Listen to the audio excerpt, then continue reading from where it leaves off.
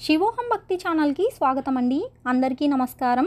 మాఘపురాణం 10వ అధ్యాయం మృగశృంగుని వివాహము. దిలీప మహీజునకు వశిష్ఠుల వారు ఇట్లు చెప్పసాగిరి. పువ్వు వికసించగానే వాసన వేయును. అది ఒకరు నేర్పవలసిన అవసరము లేదు. అది ప్రకృతి నైజము. ఈ విధముగానే మృగశృంగుడు బాల్యదశ నుండియే హరినామస్మరణ యందు ఆసక్తి కలవాడయ్యెను. అతనికి 5 సంవత్సరములు నిండిన తరువాత గురుకులములో చదవవేసిరి. అచట సకల శాస్త్రములు అతి శ్రద్ధగా నేర్చుకొనుచు అధ్యాపకుల మన్ననలను నొందుచు పాండిత్యము సంపాదించెను. విద్యలు పూర్తయిన తరువాత తల్లిదండ్రుల ఆనతిపై దేశాటన చేసి అనేక పుణ్యనదులలో స్నానమాచరించి మాఘమాస ఫలము సంపాదించియుండెను. కుమారుడు దేశాటన పూర్తి చేసి వచ్చిన తరువాత అతని తల్లిదండ్రులు కన్యను చూచి వివాహం చేయుటకు నిశ్చయించినారు. మృగశృంగుడు తాను వరించిన సుశీలను మాత్రమే వివాహం చేసుకొనేదని తన మనోనిశ్చయమును తల్లిదండ్రులకు తెలుపగా, కుమారుని ఇష్టప్రకారంగానే ఒక మంచి ముహూర్తమున మృగశృంగునకు సుశీలకు అతి వైభవంగా వివాహము చేసిరి. సుశీల స్నేహితురాండ్లకు మిగిలిన 2 మృగశృంగుని చూచి, ఆర్య, మా స్నేహితురాలగు సుశీలను పెండ్లి చేసుకొన్నట్లే మా ఇద్దరిని కూడా ఈ శుభలగ్నమున పరిణయమాడుము అని పలికిరి. మృగశృంగుడు ఆశ్చర్యపడి, అసంభవం, అది ఎట్లు జరుగును అని ప్రశ్నించగా, మా సుశీలను పెండ్లాడినట్లే మమ్ము కూడా పెండ్లాడుమని ఆడపడుచులు పట్టుబట్టినారు. మరి పురుషునకు ఒక్క భార్యయే కదా, 2 భార్యలా అని మృగశృంగుడు ప్రశ్నించగా, 2, 3 యువతులను పురుషుడు వివాహము చేసుకొనుటకు శాస్త్రములు అంగీకరించుచున్నవి గదా. దశరథునకు 3 భార్యలు, శ్రీకృష్ణులకు 8 భార్యలు, పరమేశ్వరునకు గంగా, గౌరీ 2 గదా. వారికి లేని అభ్యంతరములు నీకు కలవా అని ఆ కన్యలు ప్రశ్నించి చుట్టుముట్టిరి. మృగశృంగుడు ఏమీ జవాబు చెప్పలేకపోయారు. వివాహపు వేడుకలను చూడవచ్చిన అనేక మంది మునీశ్వరులు కూడా, మృగశృంగ, అభ్యంతరము తెలపవలదు. ఈ 2 కన్యల అభీష్టము నెరవేర్చుము. వారి దుఃఖింతిన నీకు జయము కలుగదు. అయినను ఇటువంటి ఘటనలు మున్ను అనేకములు జరిగి ఉన్నవి అని పలికిరి. పెద్దలందరి అభిమతము ప్రకారము మృగశృంగుడు ఆ 2 కన్యలను కూడా వివాహము చేసుకున్నారు. ఈ విధంగా మృగశృంగుని వృత్తాంతము దిలీపునకు వివరింపగా, మహర్షి, వివాహములు ఎన్ని విధములు, వాటి వివరములు తెలియజేసి నన్ను సంతృప్తిని చేయుడు అని ప్రార్థించగా, వశిష్ఠుల వారు మరలా ఇట్లు చెప్పసాగిరి. రాజా, వివాహములెన్ని విధములో వాటి వివరములు చెప్పెదను, సావధానుడై ఆలకింపుము. అవి: 1. బ్రాహ్మణ కన్యను బాగుగా శృంగారించి వరుని పిలిపించి చేయు వివాహమునకు బ్రాహ్మము అని పేరు. 2. దైవము. యజ్ఞము చేయువానికి యజ్ఞము చేయుటకు వధువుని ఇచ్చి పెళ్లి చేయుడు దైవము అని పేరు. 3. ఆర్షము. పెండ్లి కుమారుని నుండి 2 గోవులను పుచ్చుకొని అతనికి పెండ్లి కూతురునిచ్చి పెండ్లి చేయు దానిని ఆర్షము అని అందురు. 4. ప్రాజాపత్యము. ధర్మము కోసము దంపతులు కట్టుబడియుండుడని దీవించి చేయు వివాహమునకు ప్రాజాపత్యము అని పేరు. 5. అసురము. డబ్బు పుచ్చుకొని కన్యను ఇచ్చి వివాహము చేయడానికి అసుర అని పేరు. 6. గాంధర్వము. ఒకరినొకరు ప్రేమించుకొని వారంతట వారు చేసుకొను వివాహమును గాంధర్వ వివాహమని అందురు. 7. రాక్షసము. వరుడు కన్యను బలత్కారం చేసి వివాహమాడు దానిని రాక్షస వివాహమని పేరు. 8. పైశాచిక. మోసగించి అనగా మాయమాటలచే నమ్మించి పెళ్లి చేసుకొను దానిని పైశాచికమని పేరు. ఈ 8 రకములు వివాహ సంబంధమైన పేర్లు. కావున వాటి ధర్మములు తెలియపరచెదను, ఆలకింపుడు. గృహస్థాశ్రమ లక్షణములు. మంచి నడవడికతో ఇహము పరము సాధించవలయునున్న ఈ గృహస్థాశ్రమమొక్కటియే సరి అయిన మార్గము. భార్యయు భర్తయు అనుకూలంగా నడుచుకొనుట, ఉన్నంతలో తృప్తి చెందుట, దైవభక్తితో నడుచుకొనుట, అతిథి సత్కార్యములు ఆచరించుట మొదలగు సద్గుణములతో నడుచుకునేవాడే సరి అయిన గృహస్థుడును అనుబడును. నోములు నోచుట, వ్రతములు చేయుట, పర్వదినములలో ఉపవాసములుండి, కార్తీక మాసమందున మాఘమాసమందున నదీ స్నానము చేసి కడునిష్టతో శివకేశవులను స్మరించుట మొదలగు కార్యములు ఆచరించుట వారికి మంచి తేజస్సు కలుగును. ప్రాతకాలమున నిద్ర నుంచి లేచినప్పుడు భగవంతుని స్మరించుకొని లేచి కాలకృత్యములు తీర్చుకొని స్నానము చేసి నిష్టతో భగవంతుని పూజించవలెను. కార్తీక మాసమందు, మాఘమాసమందు, వైశాఖ మాసమందు తన శక్తి కొలది దానధర్మములు చేసినచో గొప్ప ఫలం కలుగును. కావున ప్రతి మనుజుడు ఇహ సుఖములకే కాక పరలోకములను గురించి కూడా ఆలోచించవలేను. పతివ్రతా లక్షణములు. పురుషుడు తనకు సద్గతి కలిగే నిమిత్తము అనేక ఘనకార్యములు చేసిన కానీ మంచి ఫలము పొందలేకపోవుచున్నారు. అటులనే ప్రతి స్త్రీ తన భర్తను దైవంగా భావించి మనసారా ఆరాధించవలెను. తన భర్త యొక్క మంచి గుణములనే స్వీకరించవలేను గాని అందాన్ని ఆకారాన్ని చూచి మోసపోకూడదు. అటులనే పురుషులను స్త్రీ యొక్క అందమునే చూడక శీలము గుణమును లెక్కించి ప్రేమతో ఆదరించవలెను. ఈ విధముగా స్త్రీ పురుషులిద్దరూ అన్యోన్యానురాగముతో కాపురము చేసిన ఎడల ఆ సంసారము ఎంతో బాగుండును. ఉత్తమ స్త్రీ తన భర్తను ఏ విధంగా ప్రేమతో సేవించునో ఆ విధముగానే అత్తమామల సేవ, అతిథి సేవల యందు కూడా తగు భక్తి శ్రద్ధలతో చేసిన ఎడల అట్టి స్త్రీకి సద్గతి కలుగును. భార్య తన భర్త ఆలోచన యందు మంత్రివలే సలహాలివ్వవలెను. పని పాటల యందు సేవకురాలివలే నడుచుకొనవలేను.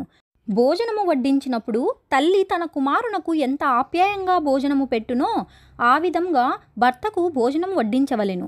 శయన మందిరమున వేశ్యవలే భర్తకు ఆనందం కలుగజేయవలెను. రూపంలో లక్ష్మిని బోలియుండవలేను. ఓర్పు వహించుటలో భూదేవిని బోలియుండవలేను. ఈ విధముగా ఏ స్త్రీ నడుచుకొన్నో ఆమెయే ఉత్తమ స్త్రీ అనబడును. స్త్రీ బహిష్టు అయిన 4 దినములు ఏ పనిని చేయరాదు. అతిగా మాటలాడకూడదు. ఎవరిని ముట్టుకొనరాదు. ఆ 4 రోజులు విశ్రాంతి తీసుకొనవలెను. 4వ రోజున సూర్యోదయం కాకుండా తలంటి నీళ్లు పోసుకొని శుభ్రమైన ఉడుపులు ధరించి భర్త పాదములకు నమస్కరించి సూర్య భగవానునకు నమస్కరించి తరువాత తమ ఇష్టదేవతలను పూజించవలెను. ఎటువంటి సమయమందైనను భర్త భుజింపకుండా తాను భుజింపకూడదు. ఇటువంటి లక్షణములు కలిగి ఉన్న ఆ 3 కన్యలను మృగశృంగుడు పెండ్లాడి ఆనందంతో కాలము గడుపుచుండెను. గృహస్థాశ్రమమును ఆదరించుచుండెను. మృకండుని జననము.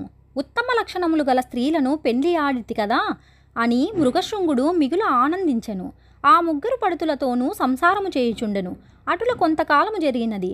సుశీలయ్యను భార్య గర్భం ధరించి ఒక శుభలగ్నమున కుమారుని కనెను.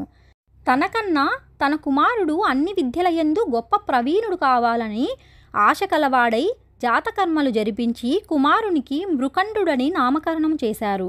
మృకండు దినదిన ప్రవర్తమానుడై తల్లిదండ్రుల ఎడ బంధుజనుల ఎడ పెద్దల ఎడ భయభక్తులు కలిగి పెరుగుచుండెను. 5 ఏళ్లు నిండినవి. మృగశృంగుడు మృకండునకు ఉపనయనము చేసి విద్యను అభ్యసించుటకై గురుకులమునకు పంపించినారు. గురుకులంలో గురువు చెప్పిన సకల శాస్త్రములు నేర్చుకొనుచు సకల లక్షణయుతుడై గురువు యొక్క మన్ననలు పొందుచు యుక్త వయసు వచ్చుసరికి చదివి సకల శాస్త్రములందు ప్రావీణ్యతను సంపాదించెను. మృకండు విద్యను పూర్తి చేసుకొని తల్లిదండ్రుల కడకు వచ్చెను. మరికొంతకాలమునకు మరుద్వతి అను కన్యతో వివాహము చేసిరి. ఆనాటి నుండి మృకండు గృహస్థాశ్రమము స్వీకరించెను. మృగశృంగుని మిగిలిన 2 భార్యలకు కూడా పుత్రులు జన్మించినందున వారికి కూడా అన్ని విద్యలు నేర్పిరి. పెద్దవారలైన తరువాత వివాహములు చేసెను. తన కుటుంబమంతయును మాఘమాసంలో స్నానములు, జపములు, దాన ధర్మములు మరింత నిష్ఠతో జరపవలసినదిగా ప్రోత్సహింపబడిచేవారు. తామార్జించుకున్న మాఘమాస ఫల ప్రభావముచే సంసారమునందు ఏ ఇబ్బందియూ లేకుండా ఉండుటేగాక మృగశృంగునకు మనుమలు కూడా కలిగినందున మరింత ఆనందించి తన వంశవృక్షము శాఖోపశాఖలగుచున్నది గదా అని సంతోషించుచు తనకింకా ఏ ఆశలు లేనందున భగవన్న సాన్నిధ్యమునకు పోవలనని సంకల్పించి తపస్సు చేసుకొనుటకు అడవికి వెళ్ళి తన తపోబలముతో శ్రీ మహావిష్ణువుని ప్రసన్నుని చేసుకొని నారాయణ కృపకు పాత్రుడై వైకుంఠమునకు ఏగెను. విన్నారు కదా భూపాల, మృగశృంగుడు తాను చేసుకున్న మాఘమాస ఫలము వలన తనకు పుత్ర పౌత్రాభివృద్ధి కలుగుటయేగాక బొందితో శ్రీమన్నారాయణుని వెంట వైకుంఠానికి వెళ్ళినారు. ఇక అతని జ్యేష్ఠ కుమారుడైన మృకండుని యొక్క వృత్తాంతమును చెప్పెదను ఆలకింపుము అని వశిష్ఠుల వారు దిలీప మహారాజును ఇట్లు వివరించినారు. మృగశృంగుడు అడవికి వెళ్ళిపోయిన నాటి నుండి జ్యేష్ఠపుత్రుడగు మృకండుడే సంసార భారమంతయూ మోసి గృహమునందు ఏ అశాంతియూ లేకుండా చూచుచుండెను. ఆయనకొక విచారము పీడించుచుండెను. అదెట్టిదనగా తాను వివాహమాడి చాలా కాలం గడిచినను సంతానం కలుగలేదు. అందుచేత అతను లోలోన కుమిలిపోవుచుండెను. అతడొకనాడు ఈ విధముగా తలపోసెను. కాశీ మహాపుణ్యక్షేత్రము సాంబశివునకు ప్రత్యక్ష నిలయము. అటువంటి వారరాశిని చూచినంత మాత్రమున సకల పాపములు హరించుటయేగాక మనస్సునందు కోరికలు నెరవేరును. అనేక మంది కాశీ విశ్వనాథుని దర్శనము చేసుకొని వారి అభీష్టములను పొందగలిగిరి. కావున నేను నా కుటుంబ సమేతముగా వెళ్ళుదును అని మనసున నిశ్చయించుకొని ప్రయాణ సన్నద్ధుడై బయలుదేరెను. మార్గమధ్యమున అనేక క్రూర మృగముల బారి నుండి, క్రిమి కీటకాల ప్రమాదము నుండి అతి కష్టము మీద తప్పించుకొని కుటుంబ సహితముగా కాశీక్షేత్రము వెళ్ళారు. కాశీ పట్టణమును ఆనుకొని పవిత్ర గంగానది తన విశాల బాహువులను చూచి ప్రశాంతముగా ప్రవహించుచున్నది. మృకండు పరివార సహితముగా ప్రసిద్ధి చెందిన మణికర్ణికా ఘట్టమున కాలకృత్యాది స్నాన విధులు నెరవేర్చుకొని విశ్వనాథుని మందిరమునకు బయలుదేరి వెళ్ళెను. ఆలయంలోకి రాగానే మృకండునకు ఎక్కడలేని ఆనందము కలిగెను. తన జన్మ తరించెనని తాను కైలాసమందున్నట్లు తలంచి విశ్వేశ్వరుణ్ణి భక్తి శ్రద్ధలతో ప్రార్థించెను. ఈ విధముగా కుటుంబ సమేతముగా మృకండు కాశీ విశ్వేశ్వరుని ధ్యానించి ఒక లింగమును ప్రతిష్ఠించి దానికి మృకండేశ్వర మహాలింగమని నామకరణము చేసి దానికెదురుగా తన భార్య పేరు మరొక లింగమును ప్రతిష్ఠించెను. ఈ విధముగా 1 సంవత్సరమునకు విశ్వేశ్వరుని సన్నిధానమందు గడపనించెను. ఒక దినమున మృకండుని 3 తల్లులు పవిత్ర గంగానదిలో స్నానమాచరించి విశ్వేశ్వరుని పూజించుచుండగా వెంటనే తెలివి తప్పి ప్రాణములు విడిచిరి. మృకండు చాలా కాలము దుఃఖించెను. విధిని ఎవరూ తప్పించలేరు కదా, అయినా ఈశ్వరుని ధ్యానించుచూ ప్రాణములు విడిచిరి. చనిపోయిన 3 తల్లులకు మృకండు యథావిధిగా దహన సంస్కారములు గావించి మాతృరుణమును తీర్చుకున్నారు. మృకండునకు ఎంతకాలమునకును సంతానం కలగనందున కాశీక్షేత్రమునకు వచ్చినారు కదా, సంతానం కొరకు భార్యాసమేతుడై విశ్వనాథుని గూర్చి తపస్సు చేసినారు. అనేక దాన ధర్మములు చేసినారు. అతని తపస్సునకు మెచ్చి పార్వతీ పరమేశ్వరులు ప్రత్యక్షమైరి. మృకండునకు అతని భార్య మరుద్వతికి అమితానందము కలిగి పరమేశ్వరుని అనేక విధముల స్తుతించగా పరమేశ్వరుడు ఇట్లు పలికెను. మహాముని, మీ భక్తికి ఎంతయో సంతసించినారము. మీరు చేయ తపస్సు మమ్మెంతో ఆకర్షించినది. మీ నిష్కలంక భక్తికి మెచ్చి మీ కోర్కెలను తీర్చగా వచ్చినారము. కావున మీ అభీష్టము నెరగింపుడు అని పలికెను. అంత మృకండు నమస్కరించి, మహాదేవా, తల్లి అన్నపూర్ణ, ఇదే మా నమస్కృతులు. లోకరక్షక, మీ దయ వలన నాకు సలక్షణవతి సౌందర్య సుకుమారవతియగు పత్ని లభించినందువలన నేను మిమ్ము ధ్యానించుచు ఆమెతో సంసార సుఖము అనుభవించుచున్నాను. కానీ ఎంతకాలమైనను మాకు సంతానం కలుగనందున కృంగి కృషించుచున్నాము. సంతానము లేని వారికి ఉత్తమ గతులు లేవు గదా, కావున మాకు పుత్ర సంతానము ప్రసాదించ వేడుకొనుచున్నాను అని పార్వతీ పరమేశ్వరులను ప్రార్థించారు. మృకండుని దీనాలాపములు ఆలకించి త్రినేత్రుడు ఇట్లు పలికెను. ముని సత్తమా, నీ మనోభీష్టము నెరవేరగలదు. కానీ ఒక్క నియమమున్నది. బ్రతికి ఉన్నంత వరకు వైధవ్యముతో ఉండు పుత్రిక కావలయునా, లేక అల్పాయుష్కుడైన పుత్రుడు కావలయునా అని ప్రశ్నించిరి. మృకండునకు ఆశ్చర్యము కలిగెను. పరమశివుని మాటలకు ఆలోచనలో పడవలసి వచ్చెను. కొంత తడవాగి, హే శశిధర, నన్ను రక్షింపక నెంచితివా? నాకు జ్ఞానోదయమైనది. మొదలు నేటి వరకు మీ ధ్యానమునే సొలుపుచు సేవించుచున్న నాకు ఏమి చెప్పవలెనో తోచుతున్నది. అయినను కలకాలము వైధవ్యముతో కృంగి కృషించే పుత్రిక కన్నా అల్పాయుష్కుడగు పుత్రరత్నమునే ప్రసాదింపుడు అని నుడివెను. అటులనే ఎనుగాక అని త్రిశూలధారి వరమిచ్చి పార్వతీ సమేతంగా అంతర్ధానమయ్యెను. పరమేశ్వరానుగ్రహమున ఒక శుభముహూర్త కాలమున పుత్రుని కనెను. మృకండునకు పుత్ర సంతానము కలిగినని అనేక మంది ఋషి సత్తములు బాలుని చూడవచ్చిరి. వ్యాస మహర్షి కూడా వచ్చి ఆ బిడ్డకు జాతకర్మ చేసి మార్కండేయుడని నామకరణము చేసి వెడలెను. ఓ దిలీప మహారాజా, పరమపూజ్యుడను భాగవతోత్తముడను అగు మృకండు పరమేశ్వరుని మెప్పించి వారి దయకు పాత్రుడయి సుపుత్రుని వడిసెను. మాఘపురాణం 10వ అధ్యాయం సంపూర్ణం. మరొక వీడియోలో మాఘపురాణం 11వ అధ్యాయం గురించి తెలుసుకుందామండి. సెలవు మరి, స్వస్తి.